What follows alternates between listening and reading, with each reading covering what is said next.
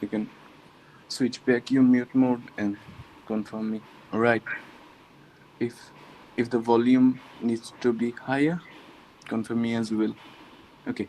I'm Rubaid Al Jawad. I'm going to take a session on the speaking part of IELTS today. So this must be an interactive session. You need to ask back questions every now and then. This is fully different from the other three parts of IELTS classes, because when it comes to speaking, you need to show up. You need to show up your voice all the time. All right. So let's get introduced. Hello. May I have the students talk a little bit?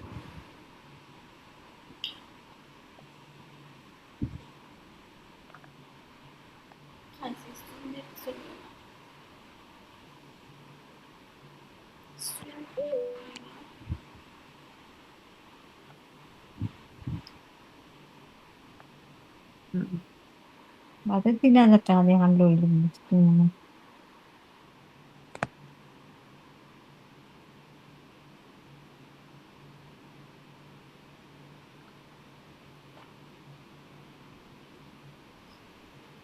Chatting এর অপশনটা কই? ও আচ্ছা।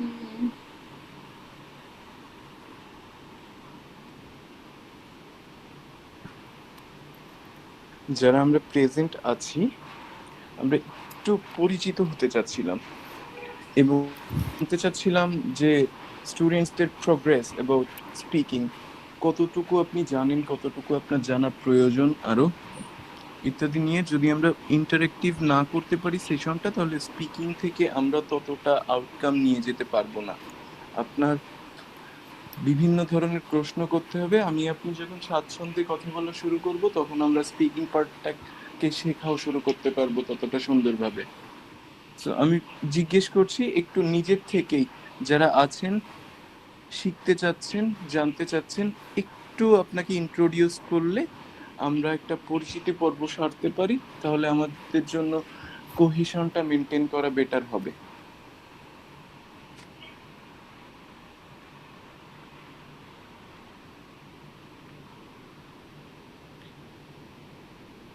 If I ask you one by one, hello Mehdi Hassan,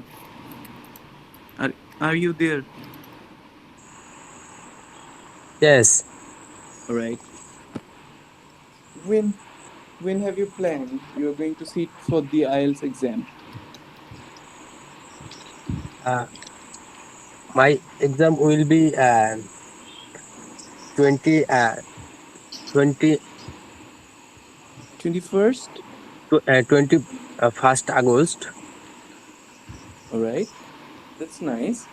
All right, we can take you as a prototype for this class. আমরা আপনাকে একটা sample student হিসেবে গ্রহণ করতে পারি। আপনি একজন স্টুডেন্ট হিসেবে স্পিকিং পার্ট Yes. সম্পর্কে ফার্স্ট কোয়েরি বা কোশ্চেনগুলো কি? If you are comfortable asking me the questions in Bengali, you can go ahead, no problem. Okay. আসলে আমার হচ্ছে Speaking, এখন মোটামুটি রেঞ্জ হচ্ছে, হ্যাঁ sorry, yeah, please go on. মানে আমি প্র্যাকটিস করতেছি, আমার হচ্ছে 4.55 এরকমের আসে মকে। জি জি। স্পিকিং সম্পর্কে আপনার যাবতীয় জানা আছে কি কি? দেখেন, একটা পার্ট, এখানে কয়েকটা সেক্টর আছে, তো মার্কিং ক্রাইটেরিয়া, যে আপনাকে আইএলটিএস এর ব্যান্ড 9 এর ভেতরে 7 দিবে, 8 দিবে, 9 দিবে, 4 দিবে, 5 দিবে। এই যে মার্কিংটা ডিপেন্ড করে কিসের উপরে, এটা কি আপনি জানেন? হ্যাঁ, এটা হচ্ছে 4টা পার্টের উপরে ডিপেন্ড করে: grammar, coherence and cohesion, lexical resource, range of vocabulary, মনে হয় মেবি আর একটা লেক্সিক্যাল রিসোর্স, ওটা দ্বারা রেঞ্জ অফ ভোকাবুলারি আমরা বুঝছি। ওকে, এই যে 4টা ফ্যাক্টের উপরে, so have you judged yourself, so where actually you are making mistakes? Mistake হচ্ছে গিয়ে মানে প্রিপারেশন নেই, যখন একা একা করি তখন ভালোই ভোকাবুলারি, ভালো স্ট্রাকচার ইউজ করতে পারি, কিন্তু হচ্ছে যখন ফেস টু ফেস হচ্ছে গিয়ে বলতে যাই তখন হচ্ছে গিয়ে ওয়ার্ড আসে না, মানে ওই ওয়ার্ড গুলো আসে না। সেলফ ইভালুয়েশন বা জাজমেন্টের প্রসেসটা কি? Do you record and speak? Do you speak and record?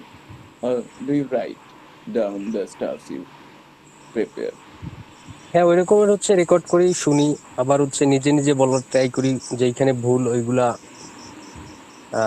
Solve করার ট্রাই করি। Right. Thank you. Thank you so much. We think we can help you with the further process. Is there anyone else who wants to speak a little bit main about সমস্যা his or her হচ্ছে গিয়ে আমার preparation? হচ্ছে part থ্রিতে এবং হচ্ছে Q কাটে, এইটা নিয়ে একটু সমস্যা। So you're facing issues with the part 2 and part 3.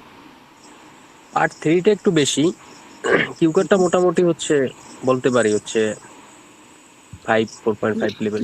Cue card is a monologue which can be prepared and delivered properly, but 3 number পার্টে যেটা আসে ওটা হচ্ছে একটা ডায়াগোনাল কনভারসেশন, যেখানে দুইজনের একটু মতামতের ব্যাপার থাকে। ওটা আমরা অনেক বেশি বাংলাদেশি হিসেবে আনফ্যামিলিয়ার ছোটবেলা থেকে, ওই জন্য লাস্ট পার্টটাতে প্রবলেম হওয়ার পসিবিলিটিও বেশি থাকে। ওকে, we have noted down your problems and we will come back to you with the sorted out ideas. Don't worry. Is there anyone else who can share his or her experience a little bit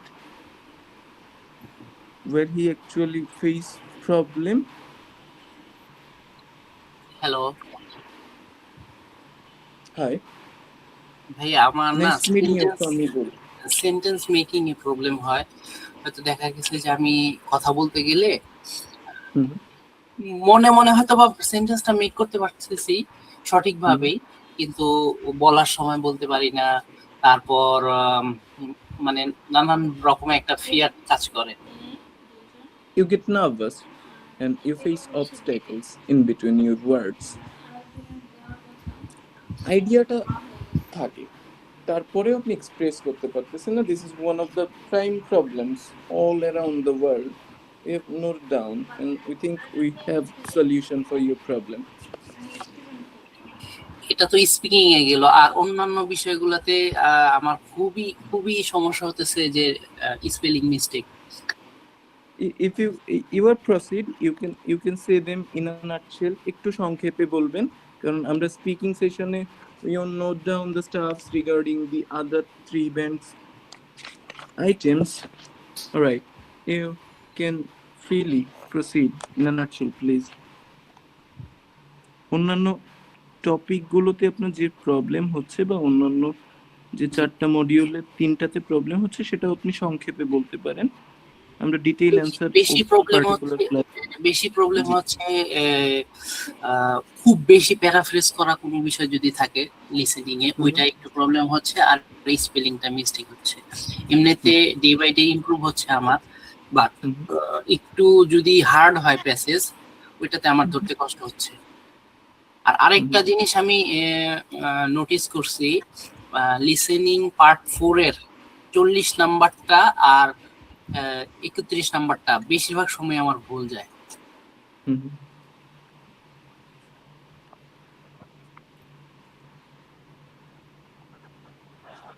আর হচ্ছে reading এর বেলায় আমার একটু time লাগে, কি বলে আপনার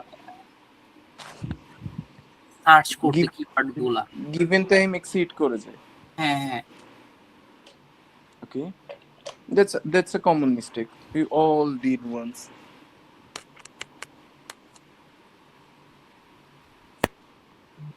All right,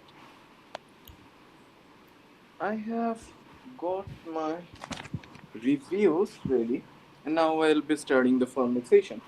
Okay, the first thing first, when it comes to speaking and IELTS speaking, these are two different or distinct ideas. দেখেন, আপনি সাধারণভাবে কথা বলেন যেভাবে, আইএলস এর কথা বলাটা তেমন না। One example I can give you. Who of you have visited India so far? ইন্ডিয়াতে গিয়েছেন কে কে, বা who are familiar with the culture of India?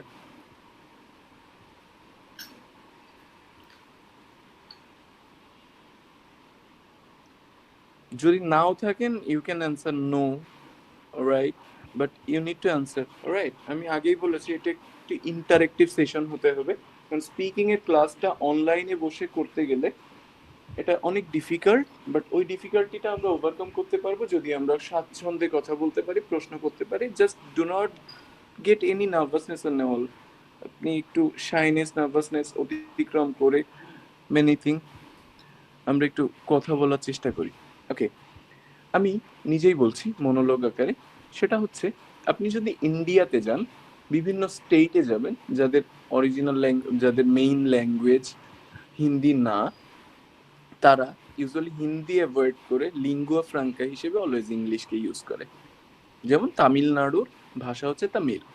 ওকে, এই ব্যক্তিরা কখনোই একটা কমন মাধ্যম হিসেবে আরেকজন অন্য স্টেটের ইন্ডিয়ানের সাথেও স্বাচ্ছন্দ্য বোধ করে না হিন্দিতে কথা বলতে, তারা ইংরেজিতে কথা বলে।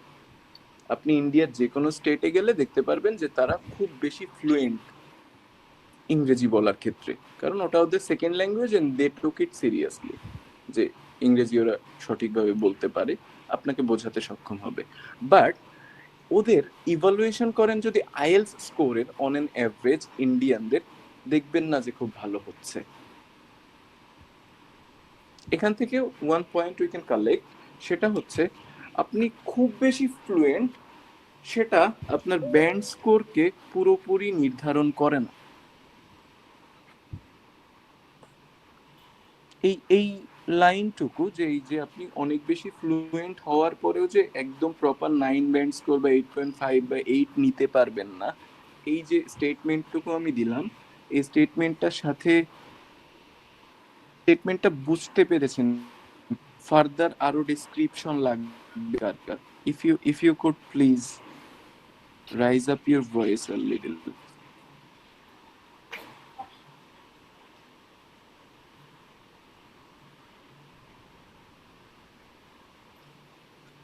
Okay, I'll be sorting it myself. দেখুন, ইংরেজিতে বা যে কোনো ভাষায়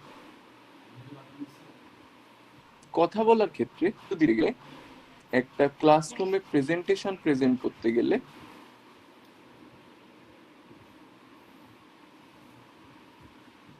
যে ইংরেজিটুকু গেলে আপনি যে ইংরেজিটুকু বা যে ভাষাটুকু ইউজ করেন এর ভেতরে শেয়ার একটা ডিফারেন্স আছে।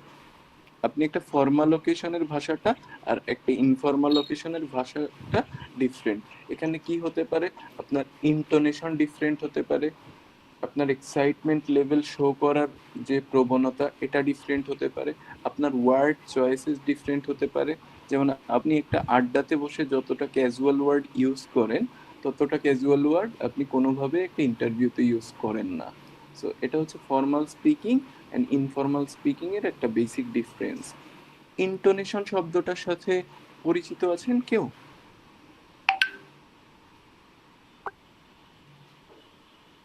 ওকে, যদি আপনি ইন্টোনেশনের সাথে পরিচিত না থাকেন, এটা আমার স্পিকিং এর মানে one of the most vital parts.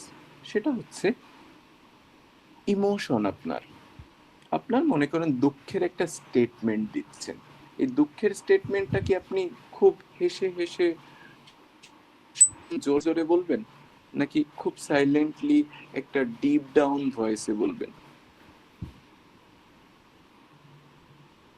বা মনে করেন আপনি বলতেছেন কোনো কিছু, আপনি অতি উৎসাহী হয়ে গেলেন বা খুব বেশি এক্সাইটেড ফিল করছেন, থ্যাংক ইউ ফর অ্যান্সারিং, আর you will be more appreciated if you turn back your voice. টেক্সটের থেকে আপনি যদি মিউটটাকে অফ করে বলেন তাহলে আরো বেশি স্বাচ্ছন্দ্য বোধ করবো I as an instructor today. Okay, so যেটা বলছিলাম, মনে করেন আপনি কোনো কিছু দেখে সারপ্রাইজ, এই যে সারপ্রাইজের সময় আপনার ভয়েসটা কি ব্লান্ট থাকবে, খুব শান্তশিষ্ট থাকবে, নাকি একটু জোরে বলবেন বা একটু এক্সাইটমেন্ট প্রকাশ পাবে আপনার কণ্ঠ বা স্ক্রিমের ভেতর থেকে, বা একটু লিটল বিট অফ শাউটিং এর ভেতর থেকে? অবভিয়াসলি পাবে। সো এই ব্যাপারটা কি ইন্টোনেশন বলে। So keeping your emotion on your voice is intonation. যে আপনি একটা দুঃখের স্টেটমেন্ট দিতে গেলে অবশ্যই একটা সাইলেন্ট ভয়েসে কথা বলবেন। আপনি একটা আনন্দের স্টেটমেন্ট যদি প্রকাশ করতে চান, তাহলে ওই আনন্দটা যেন আপনার সাউন্ডের ভেতর থেকেও প্রকাশ পায়, বা খুব স্বাভাবিক কথা নর্মাল ভাবে যে বলতে হয়, এই নর্মালাইজেশনটাও যাতে মানে আমি যার সাথে কথা বলছি সেখানে প্রমাণিত হয়, এই ব্যাপারটাকে হচ্ছে ইন্টোনেশন বলে। আমি কোনো একটা জিনিস দেখে খুব অবাক হয়ে গেলাম, আমি বললাম ওয়াও ইট ইজ বিউটিফুল, হইল না। আমার ওই যে ওয়াও বলাটার যে ব্যাপারটা, ওটাকে আরেকটু উপর দিকে নিয়ে দিতে হবে, আমার টোনটাকে আরেকটু রেইজ করতে হবে। এই টোনটাকে কখন রেইজ করতে হয় বা টোনটাকে কখন একটু কমাতে হয়, এই ব্যাপারটাকে ইন্টোনেশন বলে।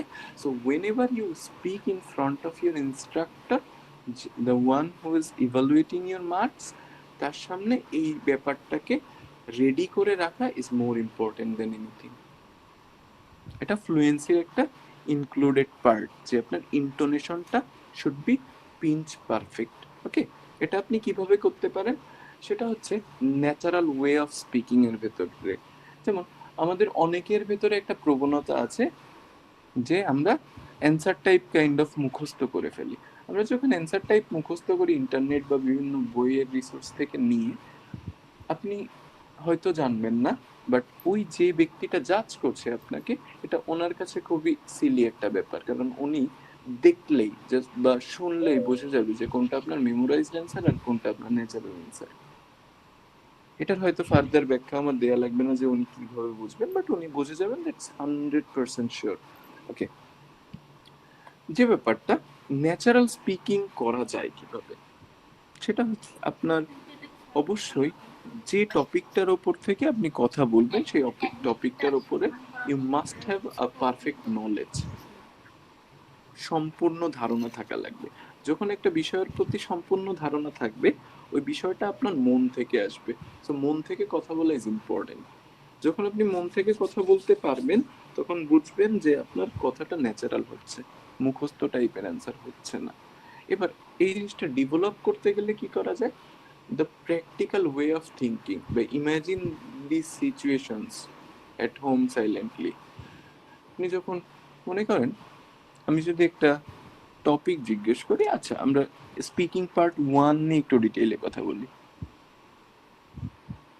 I would like to ask you, যে কোনো ব্যক্তি আমাকে একটু বলেন তো, আইএল স্পিকিং এর যে 3টা পার্ট, পার্ট 1, পার্ট 2 আর পার্ট 3, পার্ট 1টাতে বেসিক্যালি কি ধরনের প্রশ্ন করা হয়, কয়টা প্রশ্ন করা হয়, এটুকু সম্পর্কে আপনার ধারণা কতটুকু আছে? বেসিক কোশ্চেন গুলা। এই বেসিক কোশ্চেনগুলো কি কি হতে পারে? ফার্স্টে নাম, দেন মানে আমার পরিচয় টাইপের। আপনার ইন্ট্রোডাকশন থাকতে পারে এর ভেতরে, আপনার ইন্ট্রোডাকশনের ভেতরে আপনি কি কাজ করেন বা পড়াশোনা করেন কিনা, এই ধরনের প্রশ্ন থাকতে পারে। আপনার হোম টাউন সম্পর্কে জিজ্ঞেস করতে পারে, আপনার হোম সম্পর্কে জিজ্ঞেস করতে পারে, ইওর পার্সোনাল প্রেফারেন্সেস সম্পর্কে জিজ্ঞেস করতে পারে। So all these are common topics around us, right? আমাদের চারপাশের কমন বিষয়গুলো নিয়ে পার্ট 1-এ জিজ্ঞেস করা হয়। 3টা-4টা প্রশ্ন করা হতে পারে বা 5টা-6টাও করা হতে পারে, ডিপেন্ডিং অন ইওর ফিডব্যাক। আর কি আপনি কিভাবে অ্যান্সারটা দিচ্ছেন তার উপরে নির্ভর করে teacher can extend your questions and can also curtail them. Okay, so আমি মনে করেন এমন একটা টপিক আপনার কপালে বাঁধলো যেটা নিয়ে আপনি আপনার জীবদ্দশায় কোনোদিন কথা বলেন নাই। যেমন if I ask you what is your favourite toy, বা what was your favourite toy during childhood, toy মানে হচ্ছে খেলনা, তাহলে আপনি বাংলাদেশে সাধারণ একটা অ্যাভারেজ চিন্তা করে দেখেন, যে এই যে ছোটবেলায় মনে করেন একটা প্লাস্টিকের খেলনা দিয়ে খেলতেন, এটা আপনার জীবনে কতবার এক্সপ্লেইন করেছেন মানুষের সামনে বাংলাতে, ইংরেজিতে তো দূরে থাক। এই ব্যাপারটা নিয়ে Fahmidul, I would like to ask one question, যে আমি যদি আপনাকে জিজ্ঞেস করি what was the favourite toy during your childhood, আপনি অ্যান্সার কিভাবে দেবেন? আপনার যদি ইংরেজিতে বলতে প্রবলেম হয়, বাংলাতেও বলতে পারেন। আমি হয়তো বলবো যে একটা রিমোট কন্ট্রোল গাড়ি। হুম হুম। এটা নিয়ে আমি সারাদিন খেলতাম, এটা আমার অনেক ফেভারিট ছিল। হুম। দারুণ। কিন্তু এটা কি খুব সাধারণ একটা টপিক যে আপনার মাথায় সাথে সাথে চলে আসবে? না এরকমটা না, বাট যখন এটাকে ইংলিশে বলবো বা অ্যাটলিস্ট 30 সেকেন্ড বলার ট্রাই করব, তখন কিন্তু আসলে এটা পারবো না। এই যে লাইক এটা পারবেন না। হ্যাঁ 10 সেকেন্ডের মতো বলার পর হয়তো বললাম যে I my favourite toy is remote control car, I have one that I use to play in my childhood. এরকম হয়তো 2-1 লাইন বলার পর হয়তো বা আর কন্টিনিউ করতে পারবো না। এখান থেকে একটা জিনিস আপনারা সবাই একটু নোট করার চেষ্টা করেন। যখন যে টপিকটার সাথে আমরা ফ্যামিলিয়ার কম, সেটা নিয়ে প্রশ্ন করা হয়, ফার্স্ট থিং আমাদের অবস্টাকলের ভেতরে সেটা হচ্ছে আমরা নার্ভাস হয়ে যাই। এগুলো পয়েন্ট আকারে নোট করবেন কাইন্ডলি, যে আমাদের যখন একটা আননোন টপিক থেকে প্রশ্ন করা হয় আমরা নার্ভাস হয়ে যাই, এবং এই নার্ভাসনেসের ফলে আমরা যে জায়গাটা করি সেটা হচ্ছে আমরা অফ টপিকে চলে যাই। তো ফার্স্ট থিং হচ্ছে নার্ভাস, সেকেন্ড থিং হচ্ছে অফ টপিকে চলে যাও, এবং পাশাপাশি আমরা টেন্স বা গ্রামাটিক্যাল এরর করি। টেন্স প্রিসাইজলি গ্রামারের ভেতরে এই জায়গাটাতে আমরা খুব বেশি মিস্টেক করে ফেলি যখন আমাদের একটা আননোন টপিকে প্রশ্ন করা হয়। যেমন আমি যদি আপনারে সাধারণভাবে একটা প্রশ্ন করি যে what's your favourite soft drink in Bangladesh, বাংলাদেশে আপনার সব থেকে প্রিয় সফট ড্রিঙ্ক কি? সফট ড্রিঙ্ক বলতে আমরা যে কোমল পানীয়কে বোঝাই, সেটা হচ্ছে বাংলাদেশি ব্র্যান্ডেড অনেক কিছু আছে, বিদেশি ব্র্যান্ডেড অনেক কিছু আছে, যার ভিতরে এটা সম্পর্কে আপনাকে আমি একটা প্রশ্ন করলাম। এটাও কিন্তু খুব বেশি ফ্যামিলিয়ার টপিক না। আমরা অনেক মোজো, অনেক কোক ইত্যাদি রেগুলার খেয়ে থাকলেও এটা সম্পর্কে ডিটেইল কোনো আলাপচারিতা আমাদের লাইফে কখনো ঘটে না। আপনি কখনো এক্সপ্লেইন করেন না মোজোর টেস্টটা সম্পর্কে একটা বন্ধুর সাথে খুব বেশি, বা করলেও ইংরেজিতে করেন না। এই ব্যাপারগুলো কিভাবে তৈরি করা যায় সেটা আমি বলি স্পিকিং পার্ট 1-এ। সেটা হচ্ছে একদম প্রথমে ইনিশিয়াল যে ব্যাপারটা স্পিকিং পার্ট 1-এর জন্য, সেটা হচ্ছে গ্রুপ অফ আইডিয়াস রেডি করা। এই গ্রুপ অফ আইডিয়াস আপনি কোথায় পাবেন? We will be providing you with them, and you can also search on internet based বিভিন্ন উপায়ে আপনি পেতে পারেন, বাট অনেক সোর্সেস থাকে which are not reliable। ওই জন্য আমরা আপনাকে টপিকগুলো সম্পর্কে বিভিন্ন ধারণা বা স্টেটমেন্ট বা স্যাম্পল ইত্যাদি দিয়ে দেব। সেখান থেকে আপনি ক্লিয়ার আইডিয়া পাবেন যে কোন কোন টপিকে আপনার প্রিপেয়ার করতে হবে। এর ভেতরে আপনার যে কাজটা দ্বিতীয় করতে হবে সেটা হচ্ছে ওই টপিকগুলো থেকে আপনার নিজের দুটো পার্ট বানাতে হবে, যেটার সাথে আপনি ফ্যামিলিয়ার, যেটার সাথে আপনি ফ্যামিলিয়ার না। এরকম হতে পারে যে আপনাকে ডেইলি অ্যাক্টিভিটিস সম্পর্কে যে প্রশ্নগুলো করা হলো, এই পার্টটার সাথে আপনি খুব বেশি ফ্যামিলিয়ার। যেমন আপনাকে যদি জিজ্ঞেস করা হয় are you are student or workman, are you are student or not, আপনি ছাত্র কি ছাত্র না, কি কাজ করেন কি কি কাজ করেন না, এই ধরনের প্রশ্ন যখন আপনাকে করা হবে, এই প্রশ্নগুলোর সাথে আপনি অ্যাক্টিভলি অ্যাডাপ্টেড, কারণ এটা রেগুলার লাইফে আপনার কথা বলারই একটা টপিক। বাট যখনই বলবে যে ছোটবেলায় কোন খেলনাটা আপনার পছন্দ হতো বা কোন জায়গাটাতে বসে থাকলে আপনার মন ভালো হয়ে যেত, এই টাইপ অফ যে ব্যাপারগুলো, এগুলো অনেক আনফ্যামিলিয়ার টপিক। এই জন্য আমরা সাজেস্টেড আইডিয়াস গুলো দিয়ে দেব কালকে, তখন আপনার নিজস্ব সেলফ স্টাডি হিসেবে ফ্যামিলিয়ার টপিক আর আনফ্যামিলিয়ার টপিকটাকে সেপারেট করতে হবে। সেপারেট করে আনফ্যামিলিয়ার যে টপিকটা, এর স্যাম্পল অ্যান্সার গুলোর ভেতর থেকে অর্থগতভাবে আপনার নিজেকে আরো বেশি ডেভেলপ করতে হবে, যাতে ওই ব্যাপারটা আপনার স্টক ওয়ার্ডের ভেতরে আসে। ওকে, সো পার্ট 1 এর ব্যাপারে এই যে যতটুকু বললাম, এটা নিয়ে if you are confused you can ask me questions easily এখনই। Your time for Q&A.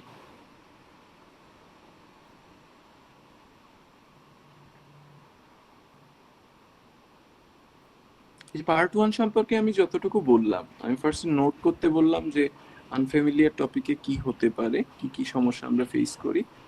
আর সম্পর্কে আপনার যদি বুঝতে কোনো সমস্যা হয় বা ফার্দার কিছু জানতে থাকে, আপনি এখনই আমাকে প্রশ্ন করতে পারেন। ভাইয়া পার্ট 1 কি আপনি স্পিকিং এরটা বলতেছেন? আসলে পরে জয়েন করছে তো লেট হয়ে গেছে। আচ্ছা, কোনো সমস্যা নেই। আমি হচ্ছে স্পিকিং সম্পর্কে আজকে আমাদের সেশনটা হচ্ছে। তো স্পিকিং ব্যাপারটাকে আমরা পুরোপুরি 3টা পার্টে সেপারেট করতে পারি, যার ভেতরে পার্ট 1টা আমরা হচ্ছে বেসিক কোশ্চেন্স বা আপনার চারপাশের জিনিসপাতি নিয়ে যত ধরনের প্রশ্ন হতে পারে, ওয়ান লাইনার হিসেবে যে প্রশ্নগুলো ইন্ট্রোডাক্টরি হিসেবে জিজ্ঞেস করা হয়, ওই পার্টটা সম্পর্কে বললাম। আপনার এখান থেকে আপনার যাবতীয় যা জানার আছে স্পিকিং পার্ট 1 সম্পর্কে আপনি আমাকে জিজ্ঞেস করতে পারেন।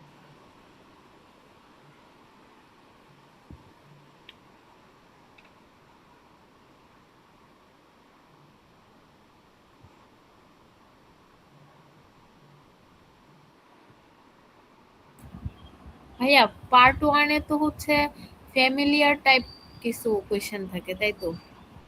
অ্যাজ হ্যাঁ, ইউজুয়াল। ম্যাক্সিমামটা অ্যাজ ইউজুয়াল এবং ফ্যামিলিয়ার থাকে।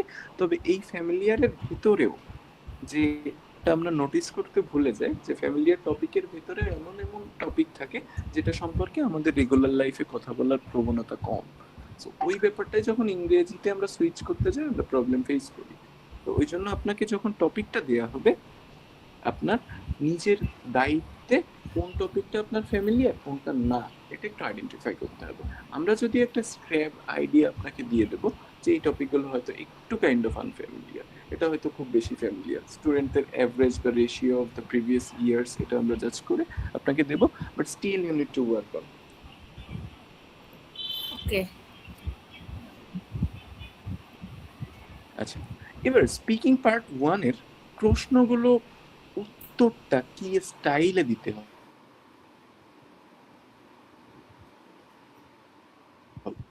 কথাবার্তা বলি, তার আগে আমি এই যে স্পিকিং যে সেশনটা, স্পিকিং যে মডিউলটা, এই মডিউলটার ক্লাস জাজমেন্টের ব্যাপারে বা মার্ক ডিস্ট্রিবিউশনের ব্যাপারে একটু বলি। আপনার 4টা বিষয়কে এখানে প্রায়োরিটি দেওয়া হয় জাজ করার ক্ষেত্রে। First thing first, fluency. আপনি যেভাবে কথা বলবেন সেটার উপরে ডিপেন্ড করবে আপনার মার্ক। যেভাবে কথা বলবেন বলতে আপনি হয়তো হেজিটেশন সাউন্ড ইউজ করতে পারেন, যেটা কিনা আপনার একটা মার্ক কেটে নেওয়ার অন্যতম একটা ফ্যাক্ট। হেজিটেশন সাউন্ড কোনগুলো? যেমন আমরা কথা বলার ক্ষেত্রে নার্ভাস হয়ে যে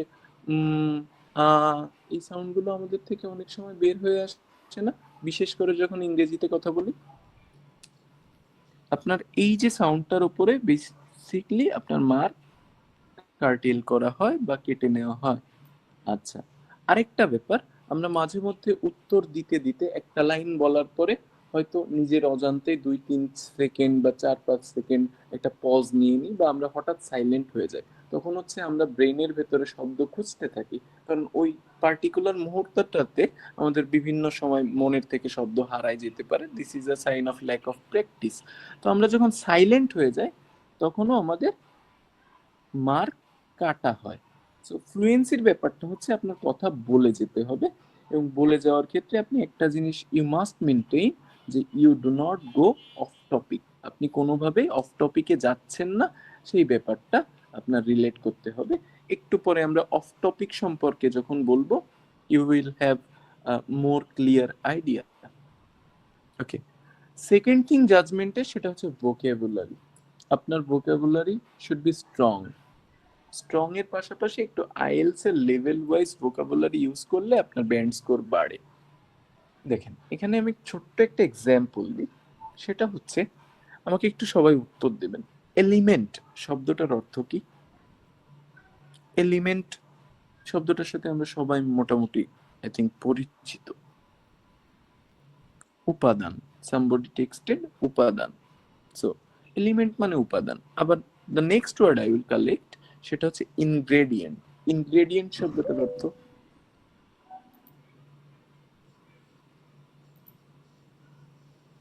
ইনগ্রেডিয়েন্ট মানে উপাদান, আবার এলিমেন্ট মানে উপাদান।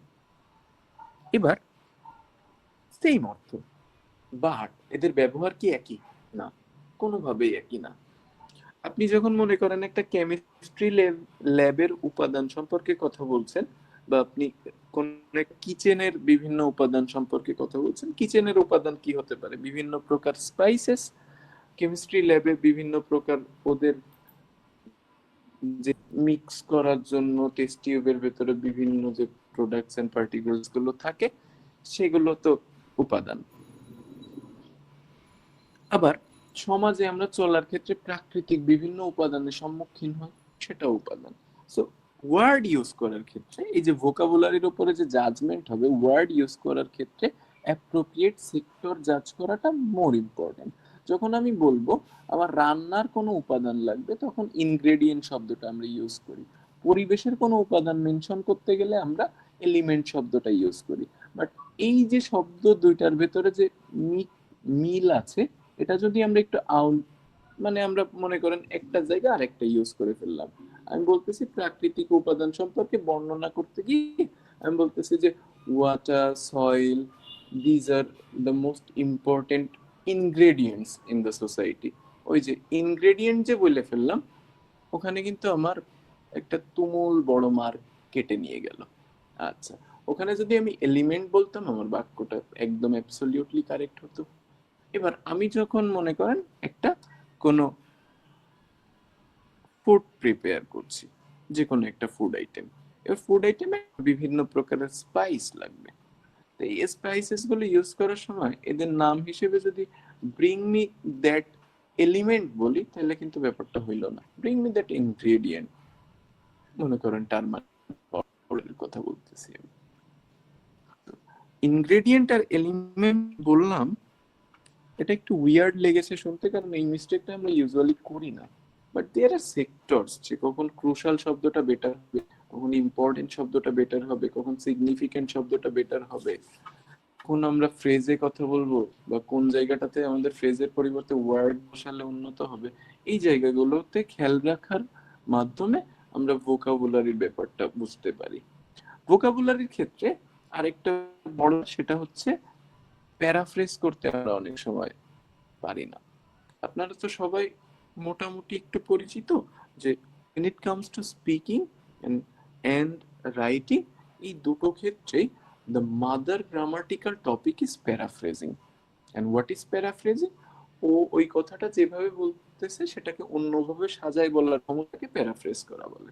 সো প্যারাফ্রেজ হতে পারে গ্রামাটিক্যাল স্ট্রাকচার চেঞ্জ করার মাধ্যমে, প্যারাফ্রেজ হতে পারে সেম ওয়ার্ডের জন্য ডিফারেন্ট সিনোনিমস ইউজ করার মাধ্যমে, সেম সেন্সের জন্য ডিফারেন্ট সেন্সে বলার মাধ্যমে, বাট মিনিংটা সেম রাখার মাধ্যমে জার্নিটা কমপ্লিট করতে পারি। আপনার ভোকাবুলারি রেঞ্জটা ক্রিয়েট করতে হবে।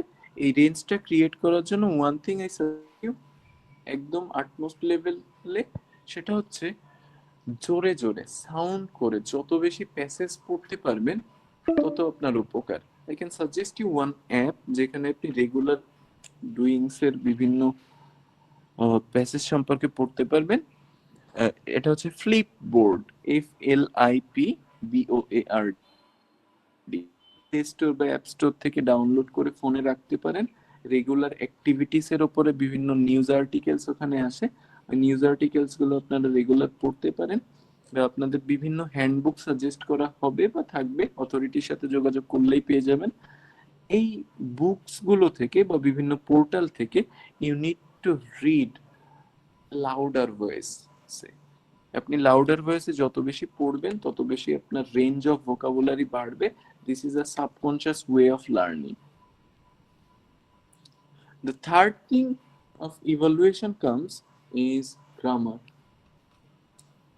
গ্রামারের ব্যাপারে সবার আগে যে জায়গাটাতে খেয়াল রাখতে হবে সেটা হচ্ছে টেন্স। ওকে, একটা কোশ্চেন করলে কিভাবে কি কি টেন্সে উত্তর দিতে হয় সেই জিনিসটা খেয়াল রাখতে হবে। আচ্ছা, আমি এখন একটা প্র্যাকটিক্যাল সেশন করব, জাস্ট একটা প্রশ্নের উপরে বেস করে। Who wants to come up, যে কোনো একজন আমার একটু প্রোটোটাইপ হিসেবে কাজ করেন। আমি আর আপনি একটু সামান্য একটা লাইনের ব্যাখ্যা সহ কথা বলবো, সেটা যে বলতে চান সে একটু raise your hand, text me or raise your voice.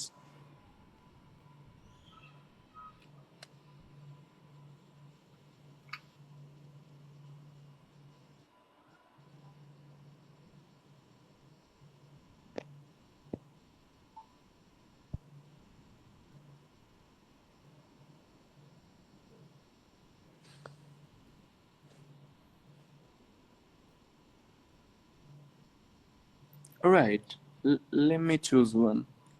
Acha, the first man we had conversation is Mehdi Hassan. Are you there, buddy? হ্যাঁ হ্যাঁ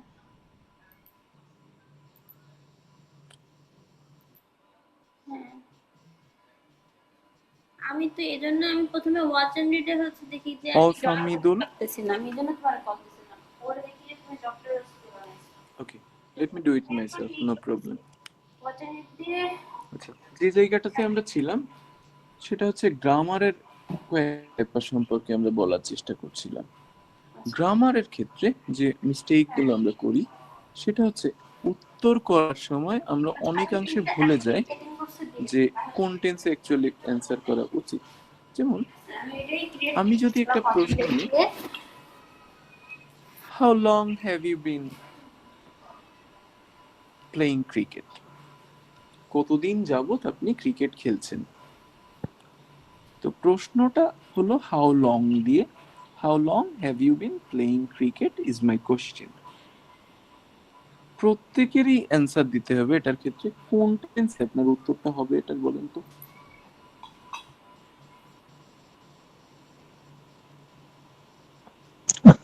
Present perfect continuous.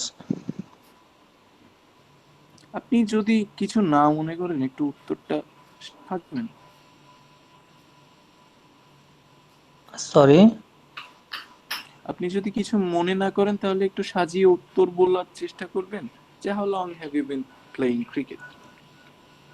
I have been playing cricket for 5 years or 10 years.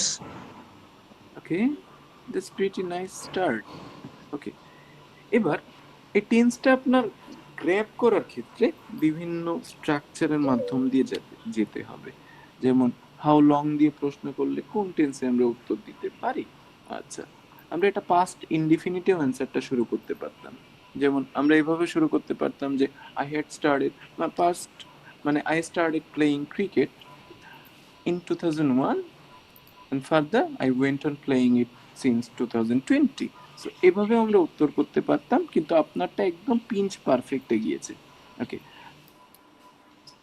প্যাটার্নের ক্ষেত্রে কোন টেন্সে আমার উত্তর দিতে হবে, বা আমি একটা পার্টিকুলার টেন্স প্যাটার্নকে কি সুইচ করে অন টপ থেকে অন্য জায়গা অন্য টেন্সে চলে যেতে পারবো কিনা, এগুলো আপনার খেয়াল রাখতে হবে।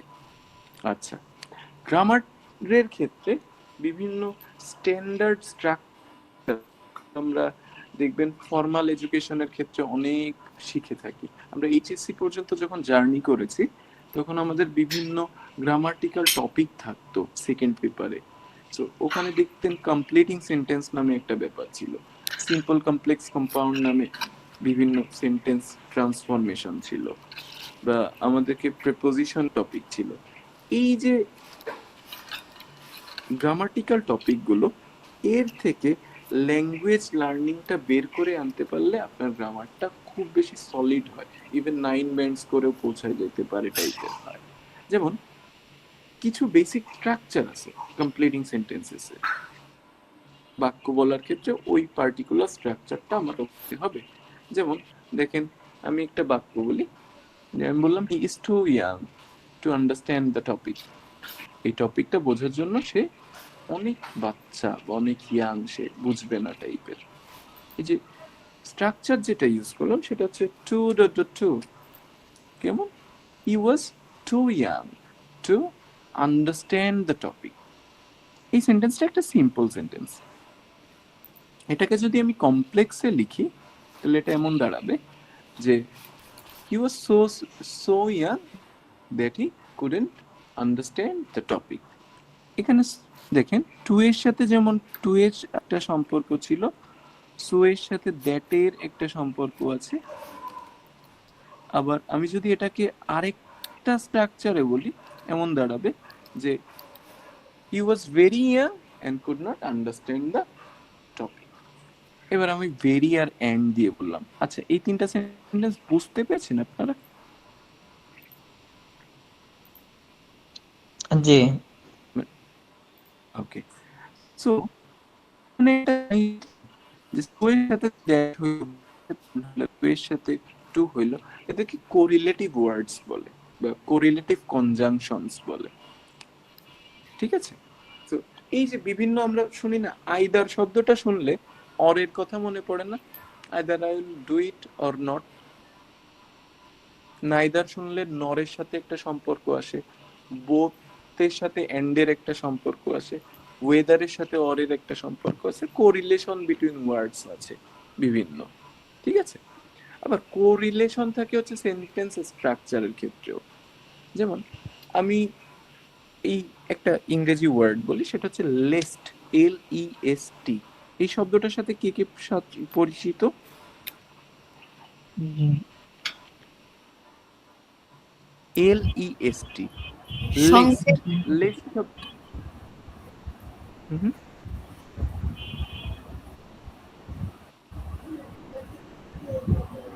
লিস্ট মিন্স সংখ্যক।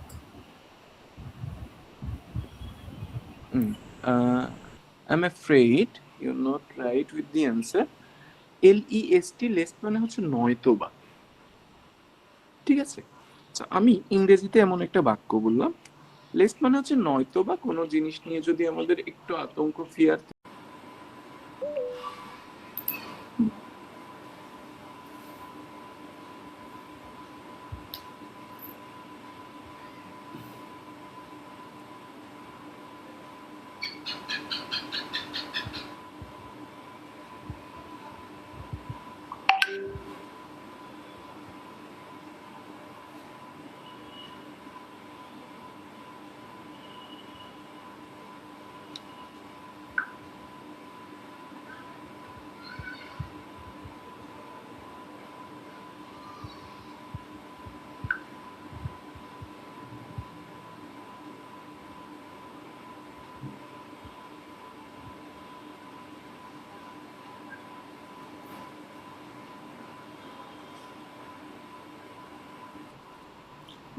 ভাইয়া দেখছো মেসেজ করছে কেন হচ্ছে শেষ হওয়া পর্যন্ত একটু বারবার বলছি যে এসে একটু ইন্টারাপ্ট করে একটু কথা বলো, সবাইকে একটু বলো।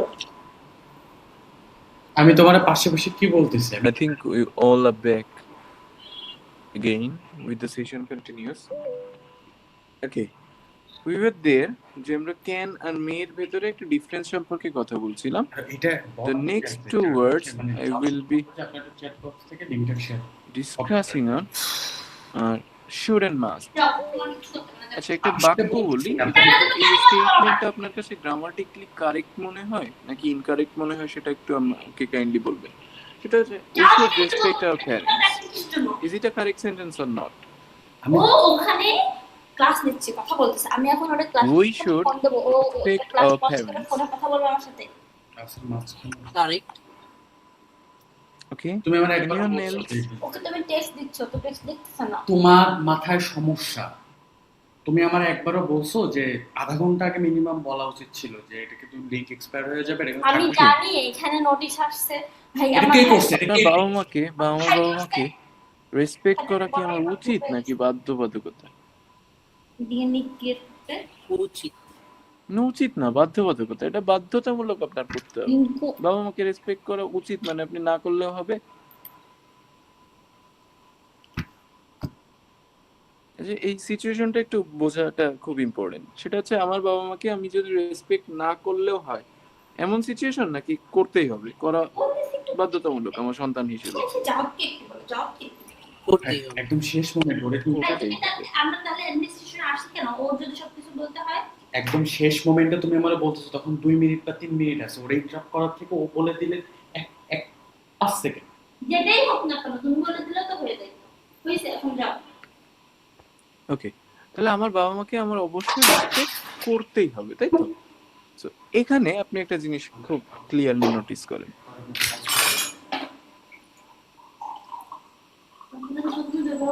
I should help my friend, কি ব্যাপার করতেছো? এই বাক্যটা কি কারেক্ট নাকি মানে একটা ইনকারেক্ট? কাজ দিছি, তুমি সেই কাজটা ঘুরায় আরেকজন ঘাড়ে দিয়ে দিচ্ছ, তোমার স্বভাবই এটা, মানে যে কাজটা দেওয়া হবে সেই কাজটা ঘুরায় এটা তো কারেক্ট। এটা কারেক্ট, এটা অ্যাবসলিউটলি কারেক্ট।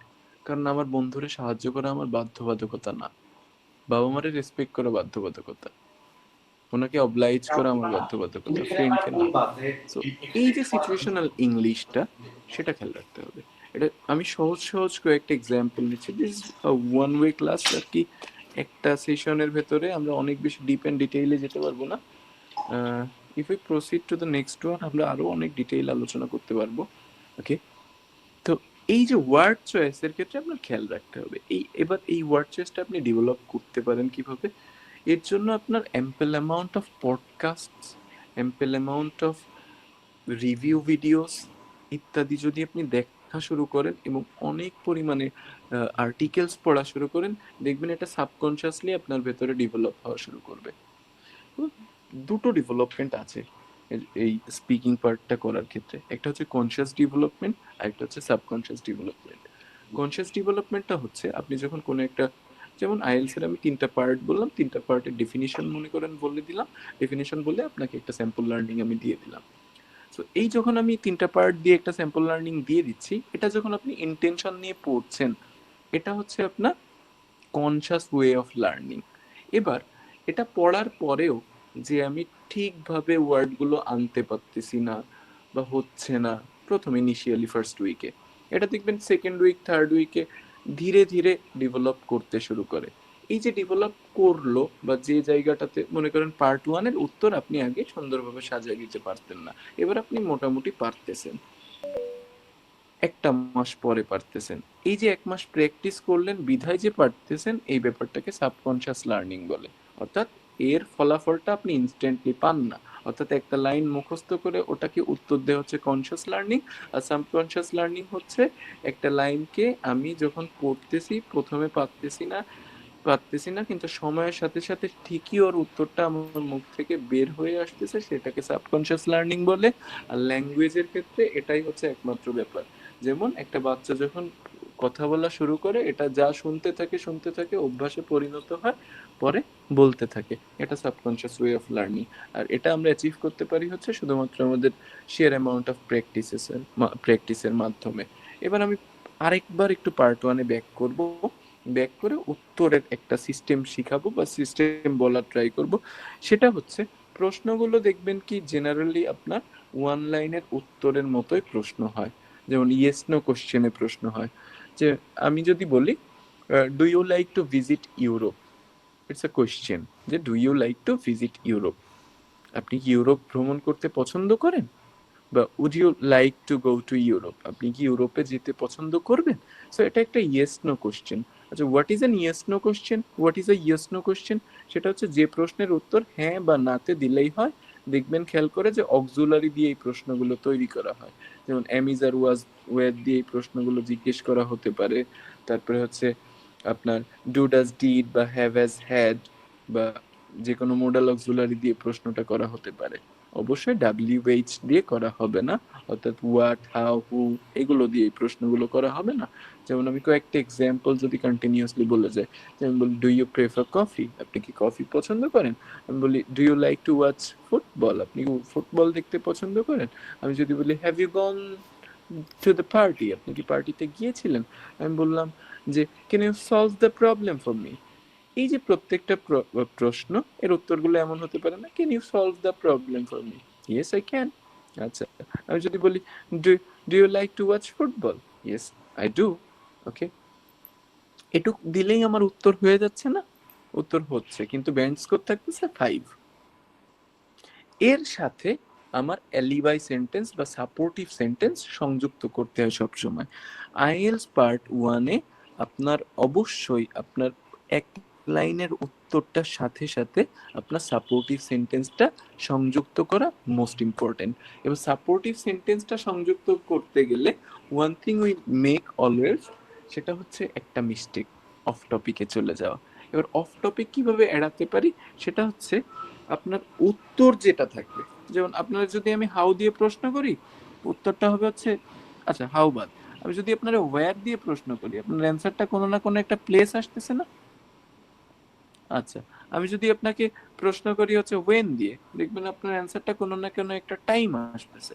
আপনাকে যদি আমি একটা প্রশ্ন করি হু দিয়ে, আপনার মেইন অ্যান্সারটা আসতেছে কোনো না কোনো একটা ব্যক্তি, তাই না? এবার ওই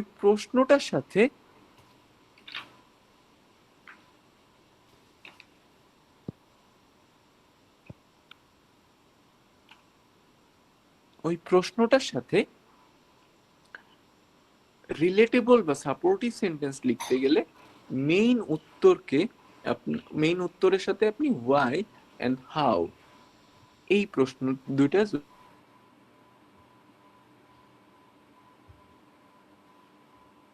যদি মনের ভেতরে জুড়ে দিতে পারেন। আপনাকে প্রশ্ন করলাম যে what is your favourite soft drink, what's your favourite soft drink, আপনি বলছেন যে I like Mojo which is a Bangladeshi popular soft drink on a regular basis.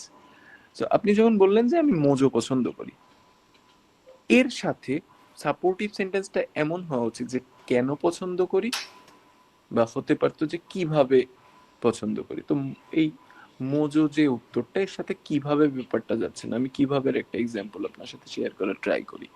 আচ্ছা, আপনি কি গতকাল পার্টিতে গিয়েছিলেন? Did you go to the party yesterday? প্রশ্ন করলাম যে আপনি কি গতকাল পার্টিতে গিয়েছিলেন? আপনি বললাম ইয়েস আই ডিড।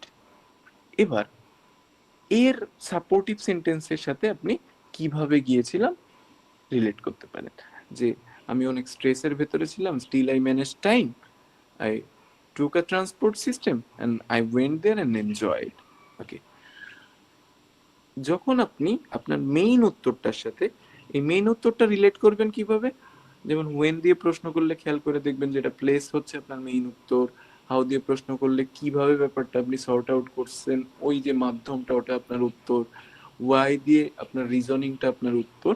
সো এই প্রাইম উত্তর ওয়ার্ডটা মানে পুরো সেন্টেন্সের ভেতরে মেইন অ্যান্সারের যে ওয়ার্ডটা, এটাকে আপনি ওয়াই বা হাউ দিয়ে প্রশ্ন করলে সিচুয়েশনাল সাপোর্টিভ সেন্টেন্স তৈরি করে লিখতে পারবেন ওটার সাথে বা বলতে পারবেন। এবং আপনি যদি সাপোর্টিভ সেন্টেন্স না বলেন তাহলে আপনার ব্যান্ড স্কোরটা লো থেকেই যাবে, 4ও থাকতে পারে, 5ও থাকতে পারে, এরকম সিম্পল প্রশ্নকে 30 সেকেন্ড নিয়ে যেতে পারেন বা 26 সেকেন্ড নিয়ে যেতে পারেন উত্তর হিসেবে, দেখবেন কি আপনার ব্যাপারটা মার্কের ব্যাপারটা বাড়তেছে দিনে দিনে। ওকে, এই জন্য প্রত্যেক দিন আপনার উচিত একদম প্রতিনিয়ত শিডিউল করে অ্যাটলিস্ট 2 আওয়ার্স আ ডে আপনার স্পিকিং প্র্যাকটিস করতে হবে। 2 আওয়ার্স আ ডে পুরোপুরি না, মানে সেশন ইনক্লুড করে আপনি হয়তো এর ভেতরে কথা বলবেন আপনার স্বাচ্ছন্দ্য মতো যতটুকু পারেন, but try to solve out as much as possible আর কি। Speak, record, evaluate, speak, record, evaluate, repeat. That should be the routine for your IELTS speaking preparation. Okay, the second thing is cue card. Okay, cue cardটাকে consider করা হয় as the toughest sector বা toughest segment in speaking part. Speaking পার্টের সব থেকে কঠিন segment হিসেবে আমরা always count করি হচ্ছে কিউ কার্ডটাতে। আচ্ছা, কিউ কার্ডে কতগুলো প্রশ্ন দেয়া থাকে আমাদের বা কি দেয়া থাকে, টাইমিংটা কি ইত্যাদি, এটার উপরে আমরা একটু আলাপচারিতা করতে পারি আই গেস। আচ্ছা, হোয়াটস কিউ কার্ড, কেউ আমাকে একটু বলতে পারবেন?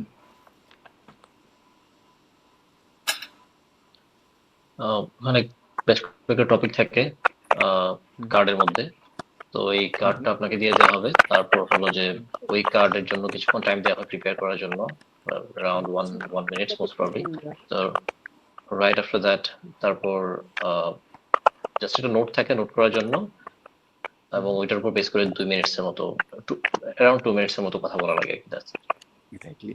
আমাকে প্রিপেয়ার করার জন্য কতটুকু সময় দেয়?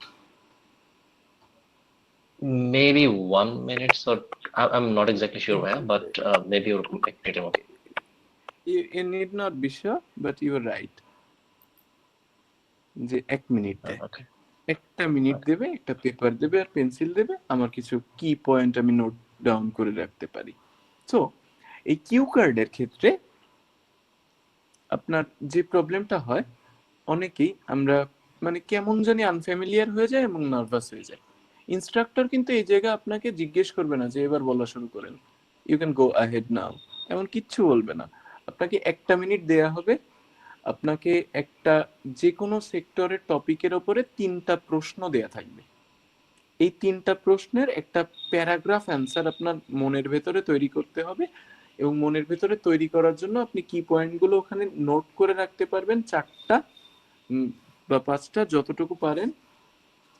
ওই কি পয়েন্টগুলো নোট করার পরে আপনি যখন অ্যান্সারটা দিবেন, শুরু করবেন, তখন আপনার হঠাৎ যদি কিছু ভুলে যান ইত্যাদি, সে হেল্প নেওয়ার জন্য আপনি ওই অ্যান্সার মানে ওই নোটগুলোর দিকে তাকাতে পারেন। সো ব্যাপারটা যত মানে ফার্স্ট বললাম বা অনলাইনে যেভাবে বললাম এতটা সহজ না। সেটা হচ্ছে cue card is the only sector everyone struggles speaking এর ক্ষেত্রে। এবার কিউ কার্ডের অ্যান্সারটা হচ্ছে স্পিক অ্যান্ড রেকর্ড প্রসেসটা সব থেকে বেস্ট। আপনার কাছে অবশ্যই কিছু স্যাম্পল কোশ্চেন থাকতে হবে। কিউ কার্ডের কোশ্চেনগুলো বিভিন্ন ভ্যারিয়েশনস এর উপরে আসে। মনে করেন আপনি কোন একটা ওয়েডিং পার্টিতে গিয়েছিলেন, কেমন এনজয় করলেন, ফুডস কেমন ছিল, ওখানে আলাপচারিতা করে আপনার ওদের হসপিটালিটি আপনার ভালো লাগলো কি খারাপ লাগলো, এই ব্যাপারগুলো থাকতে পারে। মনে করেন আপনার চাই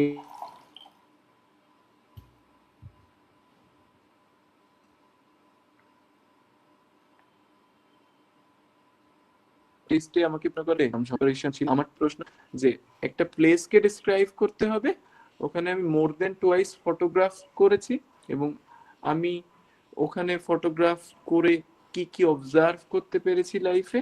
এন্ড ফার্দার লাস্ট কোশ্চেনটা ছিল হচ্ছে আমি কি এই ফটোগ্রাফিগুলো কখনো কাউকে বিক্রি করেছি কিনা বা করেছি কিনা আর কি। সো এই টপিকটা কি, এই যে জেনারেল টপিকটা, আপনি একটা জায়গা 1-এর বেশিবার ছবি তুলেছেন বা 2-এর বেশিবার ছবি তুলেছেন কিনা, এটা কতটা ফ্যামিলিয়ার লাগে আপনার কাছে। মনে করেন ইউ আর সাচ আ গায় যে কিনা খুব বেশি ক্যামেরা এনথিউজিয়াস্ট না, মানে আপনার খুব ছবি টবি তোলা হয় না রেগুলার বেসিস, আপনার কাছে এই টপিকটা খুবই আনক্লিয়ার লাগবে। তখন আপনার কি নোট সাজায় উত্তরটা মনের ভেতর প্রিপেয়ার করে 2 মিনিটের অ্যান্সার দেওয়াটা বিকামস রিয়েলি হার্ড। এর জন্য আপনার at least I suggest you at least 36 Q card solve করা উচিত ইনিশিয়ালি, ওটার সাথে আপনার একটু পরিচিত হওয়ার ক্ষেত্রে। এটা অনেক হার্ডার পার্ট আইএলটিএস এর। তুমি না করলে আমার এবার এই জিনিসটা প্রিপেয়ার করার ক্ষেত্রে খাতাতে আপনি যে ভাবে নোটটা করতে পারেন, আপনি 4টা প্রশ্ন বা 3টা প্রশ্ন তো থাকবে, আপনি হচ্ছে একটা ভার্টিক্যাল লাইন আর একটা হরাইজন্টাল লাইন টানলে একটা ক্রস চিহ্ন চলে আসে না খাতার উপরে? যদি আপনি একটা ভার্টিক্যাল লাইন আর একটা হরাইজন্টাল লাইন টানেন একটার উপরে আরেকটা, দেখবেন একটা ক্রস তৈরি হচ্ছে। তো খাতাতে আপনি একটা ক্রস তৈরি করবেন, ক্রস তৈরি করলে দেখবেন 4টা বক্স তৈরি হয়ে গেছে আপনার। এই বক্স ওয়াইজ আপনি কি নোটস গুলো রাখবেন। যেমন প্রথমটার নাম দিবেন 1 দিয়ে হচ্ছে আপনার কিউ কার্ডের যে প্রথম প্রশ্নটা ছিল এটার কি পয়েন্টটা আপনি নোট করে রাখবেন। সেই ক্ষেত্রে আমি আপনাকে বলেছিলাম যে আমি যখন হু দিয়ে প্রশ্ন করি ব্যক্তি আসে আমার প্রাইম অ্যান্সার, ওই প্রাইম অ্যান্সারে ব্যক্তির নামটা আপনি লিখে রাখতে পারেন। যদি ওয়্যার দিয়ে প্রশ্ন হয় প্লেসের নামটা আপনি এখানে নোট করে রাখতে পারেন। ওয়েন দিয়ে প্রশ্ন হলে টাইমের নামটা বা আপনার ফার্দার যে ওয়ার্ডটা আপনাকে উত্তরটা সুন্দরভাবে দিতে সাহায্য করবে সেটা নোট করে রাখতে পারবেন। তো এই 4টা নোটের ভেতরে তাকানোর যে ব্যাপারটা এটা আগে একটু ক্লিয়ার করি। সেটা হচ্ছে আপনি if you are confident enough on your memory, এই নোটটাকে স্কিপ করা ইভেন বেটার। কারণ কি অনেকে আমরা এই নোটের দিকে তাকাতে চেয়ে we lose eye contact, we lose our intonation, we even forget our prepared words আর কি। এদিকে তাকাই এবার মনের ভেতরে এমন একটা আসে, সো একটা হুইমসিক্যাল একটা পরিবেশ তৈরি হয়ে যায় নিজের ভেতরে, যে আমি কি আদৌ উত্তরটা সঠিকভাবে উপস্থাপন করতে পারবো কি পারবো না। সো নোট নেওয়ার ক্ষেত্রে আপনার এই নোট নেওয়ার অভ্যাসটা করা ইজ মোর ইম্পর্টেন্ট, যে নোট নিয়ে ওটা দেখে উত্তর দিতে পারেন কিনা এটা রেকর্ড করে আপনার জাজ করতে হবে প্রতিনিয়ত।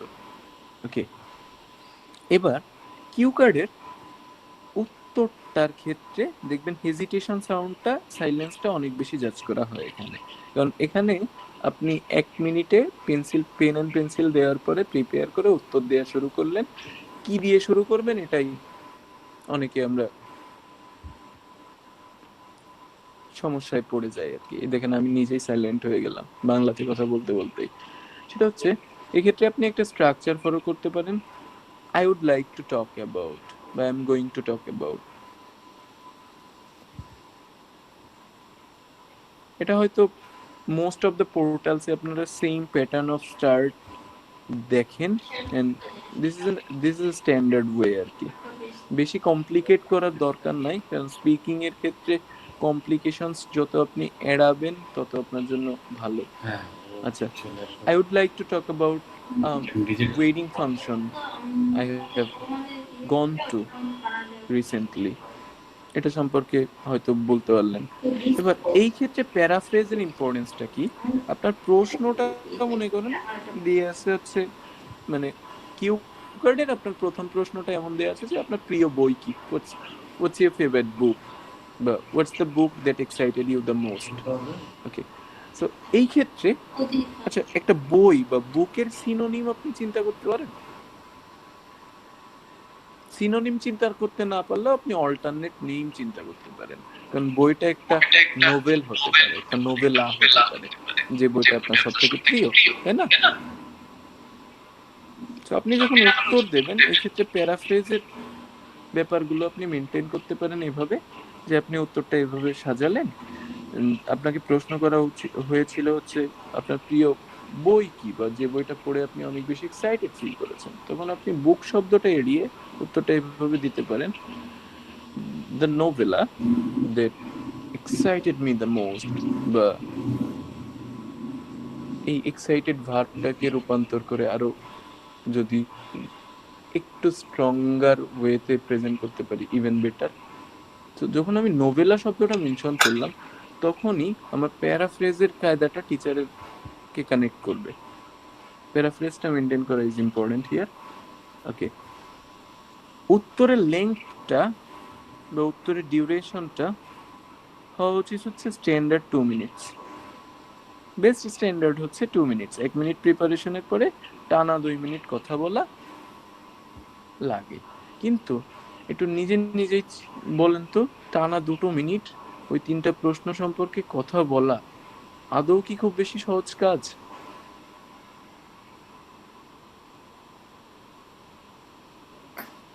এটা আসলে ভালোই টাফ, কারণ মধ্যে দেখা যায় যে একটা হেসিটেশন চলে আসে, গ্যাপ চলে আসে। হেজিটেশন এই যে এই সেক্টরটাই প্রিসাইজলি হেজিটেশন আর হচ্ছে সাইলেন্সটা খুব বেশি অ্যাপিয়ার করে।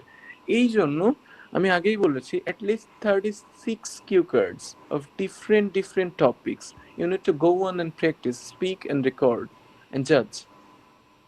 ওকে, এটা আপনার না করলে এই জায়গাটাতে আপনার ডেভেলপ করা খুব টাফ হয়ে যায়। এবং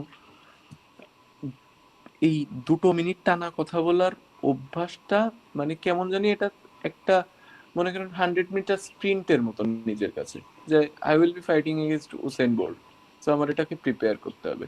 এটা আপনি যখনই প্রিপেয়ার করে একবার ফেলবেন দেখবেন ওটা আপনার ডেভেলপ করছে। আর ইংলিশ যখন আপনি ইনিশিয়াল প্রিপারেশন নেবেন, you need not look up the very high band score words, বরং আপনি সহজ ওয়ার্ড দিয়ে প্রিপেয়ার করবেন এবং পরবর্তীতে যে আপনি এই সহজ ওয়ার্ডগুলোকে কিভাবে আরেকটু বেশি স্ট্যান্ডার্ড ওয়ার্ডে রিপ্লেস করা যায় সেই প্রবণতায় আগাতে পারেন, which will be beneficial to you ইনশাআল্লাহ।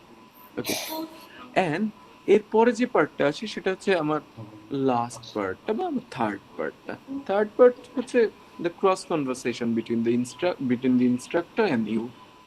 কি ধরনের কনভারসেশন, এখানে কি ব্যাপার থাকে সেটা হচ্ছে পার্ট 2 তে আপনি যে কাহিনীটাকে ইলাবোরেট করলেন এর উপরে অবজার্ভ করে ওই লোকটা আপনার বিভিন্ন ধরনের প্রশ্ন করতে পারে, তার উত্তরটা আপনি দিবেন। তার উত্তরটা দেওয়ার পাশাপাশি উনি আপনাকে উত্তরের মাঝেও থামায় বিভিন্ন উইং এ নিয়ে যেতে পারে, সেটার উত্তরও আপনি দেবেন। অর্থাৎ পার্ট 1 এ হয় হচ্ছে সিম্পল অ্যান্সার, যেটা একটা কোশ্চেনের সাথে দ্বিতীয় কোশ্চেনের সম্পর্ক স্থাপন করা ইজ নট ম্যান্ডেটরি।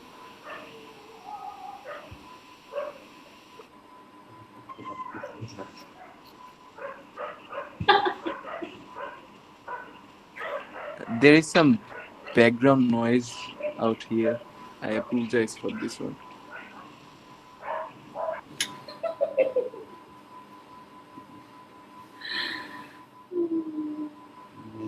মানুষটা কোশ্চেন করো।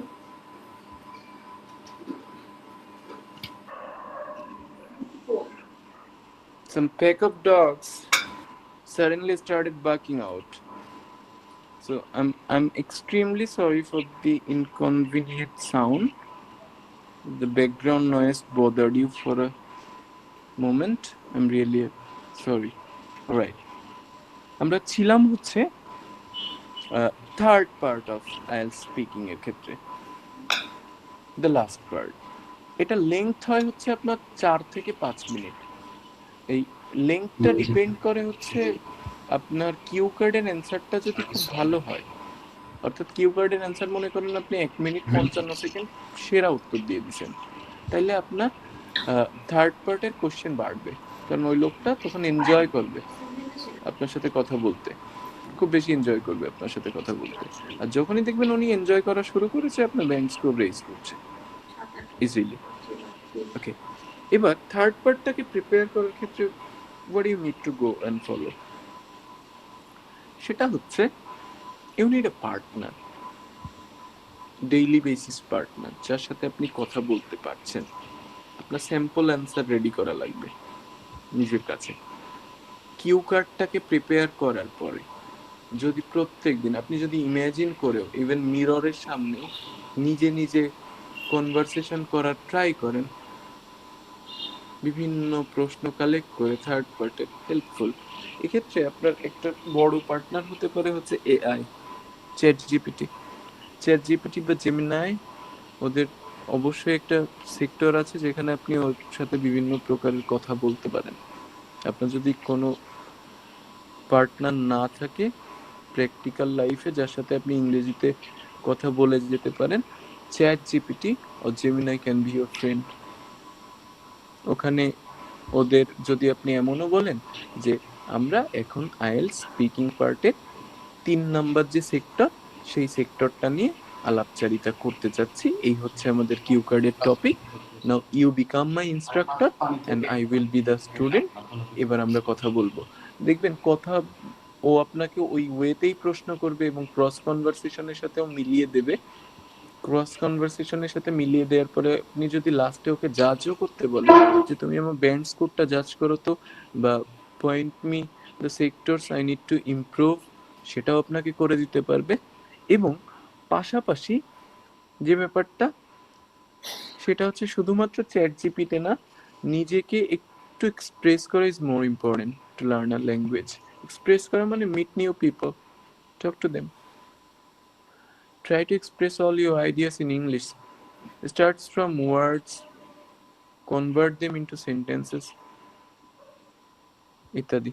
ওকে, so this is a basic session যেখানে আমরা স্পিকিং এর পরে যদি ডিটেইল সেশন ইত্যাদি আমাদের প্রয়োজন হয়, the authority will definitely try to maintain it, কারণ স্পিকিং হচ্ছে মানে অনলাইনে, অর্থাৎ আপনি আমি সামনাসামনি নাই, এই জিনিসটা রুলস এন্ড রেগুলেশন দিয়ে it's more of watching a YouTube videos এর মতোই হয়ে যায়।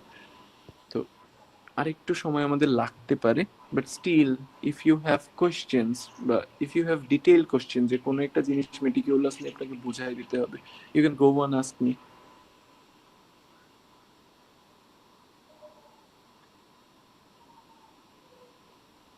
And afterwards we will be closing down.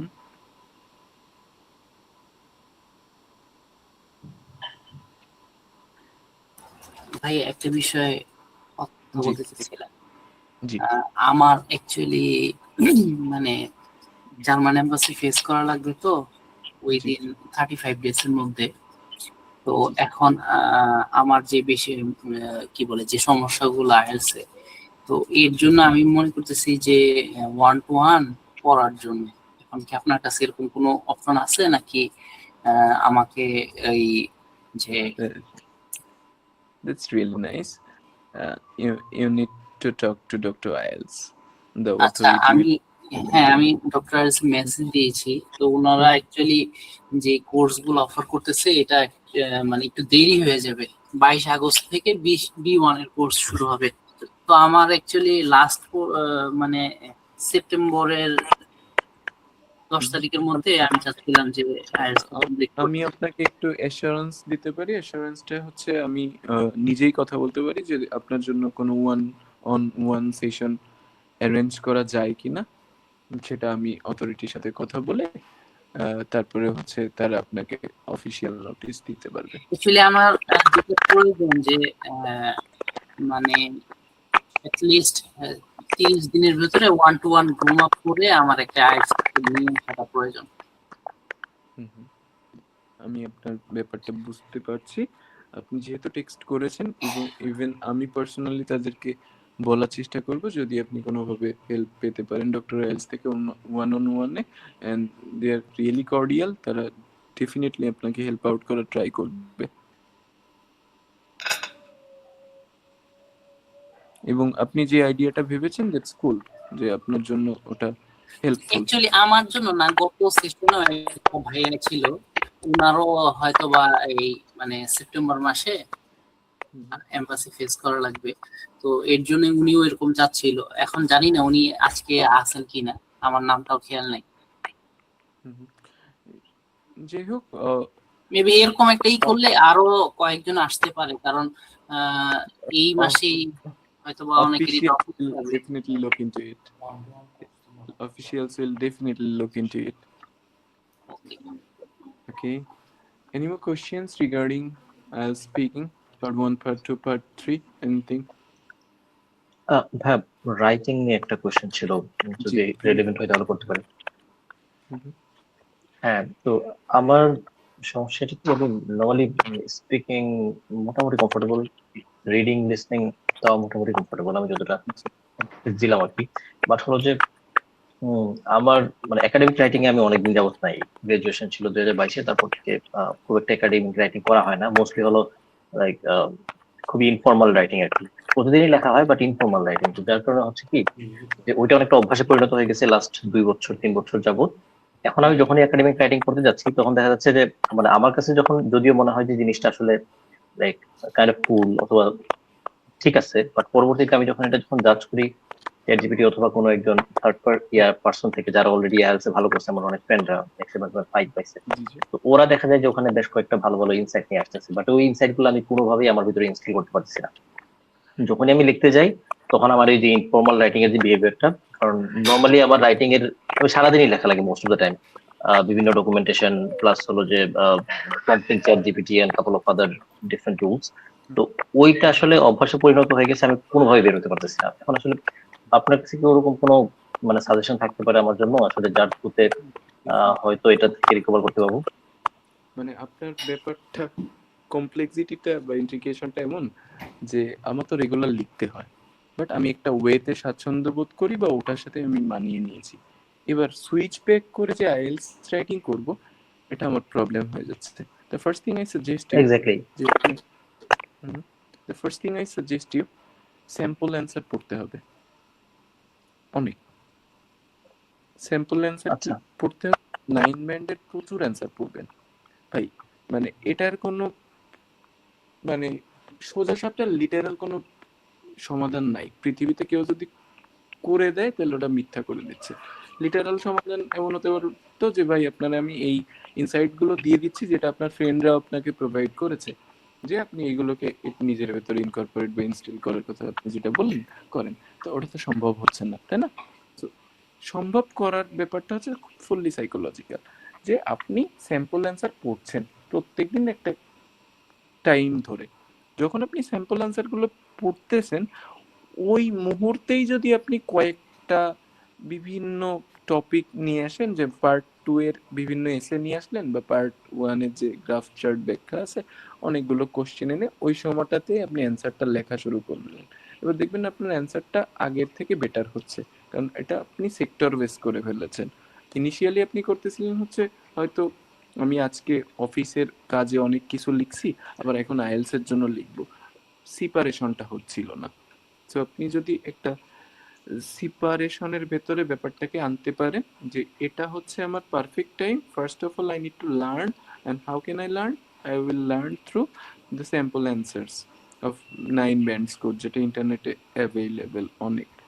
তো তারপরে যদি আপনি লেখা শুরু করেন দেখবেন কি আপনার ব্যাপারগুলো সহজ হয়ে আসতেছে। এবার আপনাকে যে ইনসাইটগুলো বিভিন্ন মানুষ প্রোভাইড করবে বা ডক্টর আইএলস প্রোভাইড করবে, এগুলো এর পরে পরবর্তীতে যদি আপনি ইনকর্পোরেট করা শুরু করেন দেখবেন কি আপনি একটা ভালো রেজাল্ট পাচ্ছেন। You can try this way. আমি আপনাকে বলছি যে you will be provided with some suggestion sheets. এখানে কিছু ব্যাপার ডিসকাস করা থাকবে যেটা আপনাকে হেল্প করবে আর কি। আচ্ছা আচ্ছা, বুঝতে পারছি ভাইয়া, থ্যাংক ইউ ভাইয়া। হুম, my pleasure. Anyone else?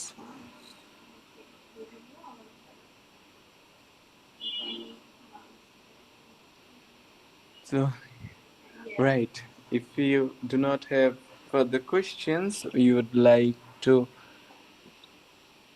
call it a day. ভাইয়া Yes. Yes, from Midul. 1-to-1 private পড়ার বিষয়টা একটু যদি আজকের ভিতর একটু ভাইয়ের সাথে কথা বলতেন, লিপু ভাইয়ের সাথে অথবা অন্যান্য যারা আছে। I'll definitely knock them and make sure যে আপনি একটা নোটিস পাচ্ছেন। আচ্ছা আচ্ছা, ঠিক আছে। I'll definitely do that. ইনশাআল্লাহ।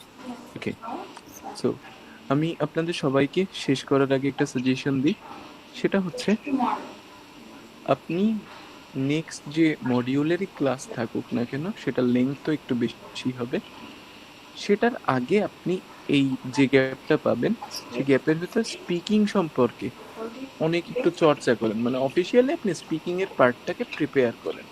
এবার স্পিকিং এর পার্টটা প্রিপেয়ার করার পরে দেখবেন আপনার ভেতরের কোশ্চেন রেজ করতেছে যে এখানে আমি প্রবলেম ফেস করছি, আমি ওয়েন যুক্ত প্রশ্নের উত্তর দিতে গেলে প্রবলেম ফেস করছি, আমি কিউ কার্ডে কোনোভাবেই 1.5 মিনিটের বেশি উত্তর নিতে পারছি না, বা কেউ কেউ বলবেন যে আমার তো 50 সেকেন্ডের বেশি আমি যেতেই পারছি না, এটা কিভাবে ইমপ্রুভ করবো।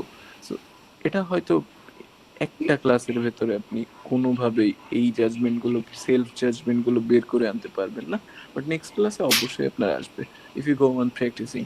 ওকে, আপনি যদি ঠিক মতো প্র্যাকটিস করেন তাহলে এরকম বিভিন্ন কোয়েশ্চেন আপনার রেজ করবে, যেটার উত্তর যদি আমি দেই তাহলে আপনি একটা খুব ভালো একটা ফলাফল পেতে পারেন পরবর্তীতে। So wishing every one of you a very good luck, a good night, and I think it's time to end the session. Thank you so much.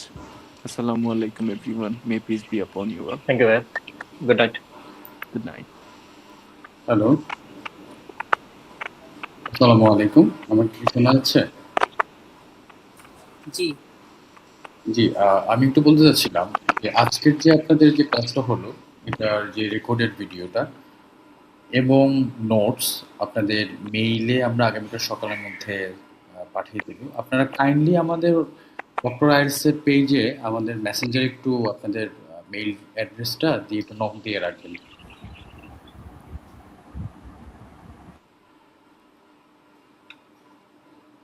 আমি কি বোঝাতে পেরেছি? জি ভাইয়া। জি, ওকে, থ্যাংক ইউ।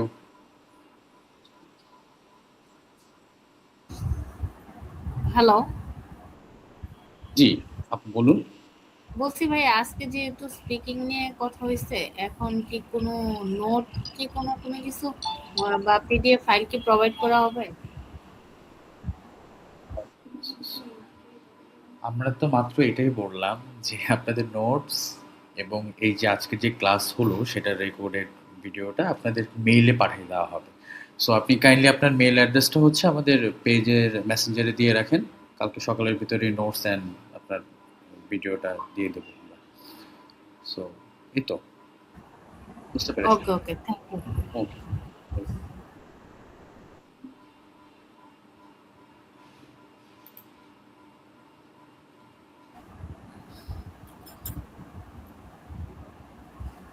কিছু বলবেন? তুলসী ভাইয়া, লিপু ভাইয়ের সাথে কি কথা বলা যাবে নাকি আপনার সাথেই বলবেন? আপাতত আপনি আমার সাথেই আইএলটিএস রিলেটেড কোনো কোয়েশ্চেন থাকলে করতে পারেন, বলতে পারেন।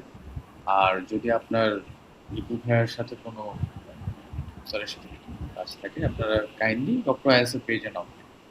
হ্যাঁ, মেসেঞ্জারে নক দিলে হচ্ছে।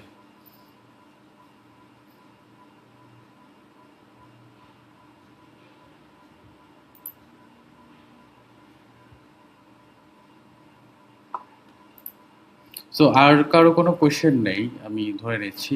সো এখন অলমোস্ট মিডনাইট। তো ঠিক আছে। নেক্সট ক্লাস কবে হবে, কয়টা হবে, এটা কি পেজে জানানো হবে? জি জি জি জি, আপনাদেরকে মেসেজ করে দেওয়া হবে, সবকিছুই ডিটেলস আপনাদেরকে দিয়ে দেওয়া হবে। মেইল এন্ড মেসেজের থ্রুতে সবকিছু আপনাদেরকে দিয়ে দেওয়া হবে। ঠিক আছে? Okay, thank you. Welcome. So good night and goodbye. আসসালামু আলাইকুম। ওয়ালাইকুম আসসালাম।